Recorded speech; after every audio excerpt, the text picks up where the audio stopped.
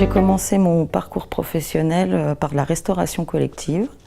Donc, je travaillais dans une maison de retraite. Je faisais à manger, la plonge, voilà.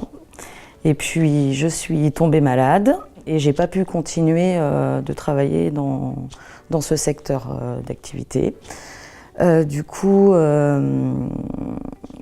j'ai tenté de me reconvertir, mais après ça, j'ai eu une longue période de chômage avec une réflexion de reconversion. Et puis, elle a duré bien 18 mois avant que j'arrive à me lancer, ou en tout cas à reprendre un emploi avant la reconversion, parce que c'était compliqué de retrouver un emploi en étant malade et en même temps en étant impacté soi-même par la maladie. C'est-à-dire que des angoisses liées à tout ça. Et voilà. Donc ça m'a pris 18 mois avant de vraiment être dans une recherche active.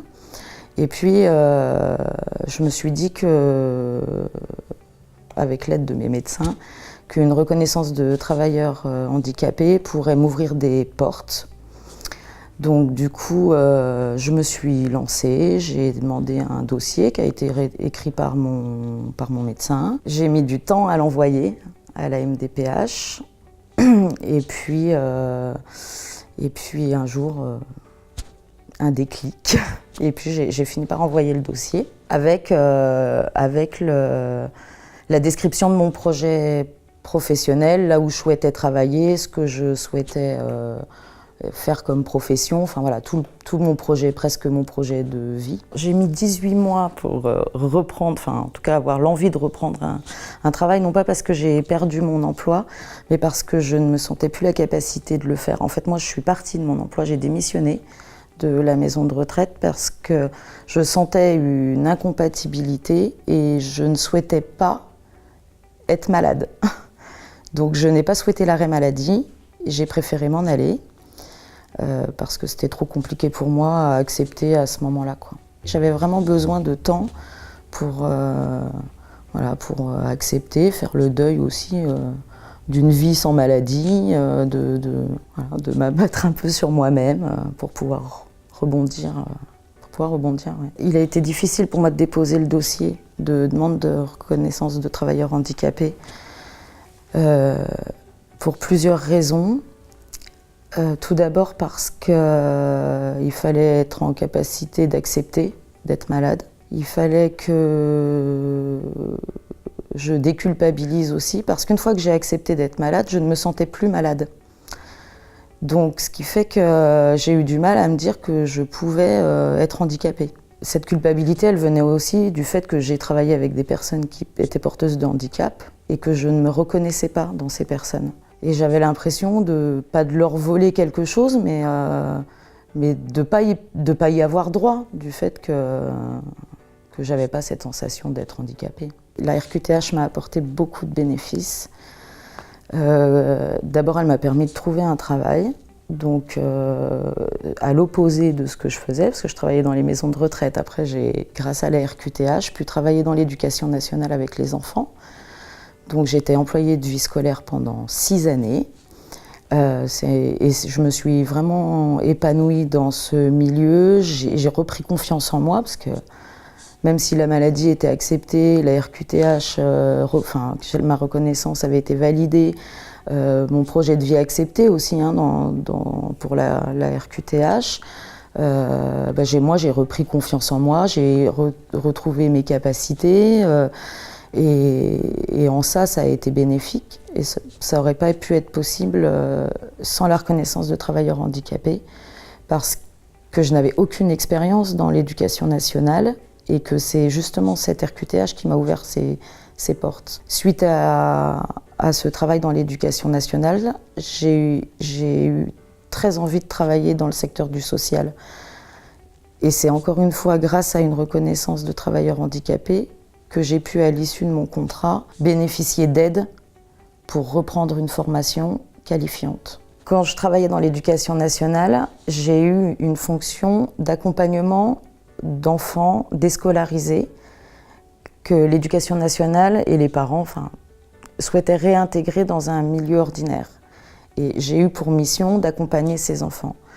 J'ai travaillé avec des éducateurs spécialisés, avec les familles, et Du coup, j'ai eu une ouverture sur le champ du social. Et j'ai commencé à réfléchir à ça à ce moment-là, à une réorientation dans le domaine à ce moment-là. Et j'y ai réfléchi avant. Je savais que mon contrat arriverait à sa fin, qu'il ne serait pas renouvelé. Donc j'ai commencé à me demander ce que j'allais faire et je savais que c'était plutôt là. Mais je ne savais pas quel métier j'allais choisir dans le domaine du social, d'autant plus que je n'avais pas de diplôme. Du coup, avant même de choisir quel diplôme je pouvais obtenir, j'ai d'abord souhaité passer, grâce à Pôle emploi, sur une plateforme d'accès à la qualification pour déterminer une orientation plus précise. Lorsque je suis rentrée sur cette plateforme d'accès à la qualification dans le but d'une reconversion, ça s'est passé en 2 temps. Un premier temps où j'ai travaillé sur mon état de santé et qu'est-ce qui était incompatible avec mon état de santé.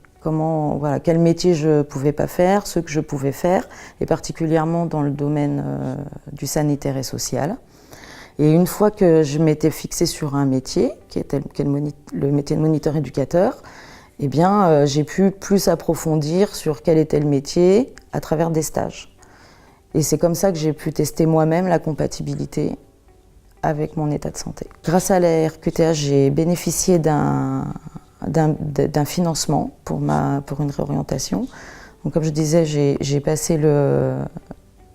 j'ai souhaité devenir monitrice éducatrice, sauf que c'est une formation qui se fait sur 2 ans et qu'il était compliqué avec le Pôle emploi d'obtenir un financement sur ces 2 années parce que j'avais pu bénéficier du Pôle emploi sur la plateforme d'accès à la qualification déjà. D'autant plus que pour rentrer dans ces formations, il faut passer des concours et que la distance entre l'inscription et le concours écrit puis ensuite l'oral est assez long, ce qui fait que j'avais perdu mes droits d'allocation au chômage. En tout cas, le moment où j'allais rentrer en formation, je n'aurais plus eu de droit. Ce qui fait qu'avec ma RQTH, j'en ai parlé à mon conseiller Pôle emploi qui m'a expliqué que ce n'était pas le Pôle emploi qui allait me suivre, mais Cap emploi. Donc du coup, j'ai été contactée par Cap emploi, j'ai rencontré ma conseillère, on a discuté de mon projet qui était déjà bien avancé et dont j'étais certaine. Et ensemble, on a monté un financement grâce à la GFIP, ce qui a permis non seulement de financer une partie de ma formation, mais en plus une rémunération sur cette formation. Quand je suis sortie de formation, j'ai rencontré des difficultés, effectivement, à trouver un emploi, parce qu'il a fallu que je me précipite, parce que la GFIP ne couvrait que les 2 années de formation en termes de rémunération.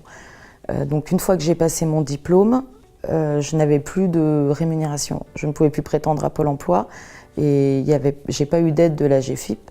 Mais grâce à ce diplôme-là, j'ai rapidement trouvé un travail qui n'était pas le travail de moniteur-éducateur, mais j'ai pu travailler dans des entreprises d'aide à la personne. Et j'ai trouvé un travail tout de suite grâce à ce diplôme. C'est sûr que quand je suis arrivée avec mon diplôme de moniteur-éducateur, les portes ne se sont pas du tout fermées, bien au contraire. Je suis monitrice éducatrice depuis 4 ans maintenant et j'exerce mon métier avec beaucoup de plaisir. Ce que je souhaiterais rajouter par rapport à la RQTH, c'est que pour ma part, une fois que mon diplôme a été validé, je ne m'en suis plus servie. À l'heure actuelle, je ne m'en sers plus, je ne le mentionne plus. Je le ressortirai peut-être le jour où j'en aurai besoin. En attendant, c'est quelque chose qui m'appartient. Je ne le partage pas pour le moment avec mon employeur.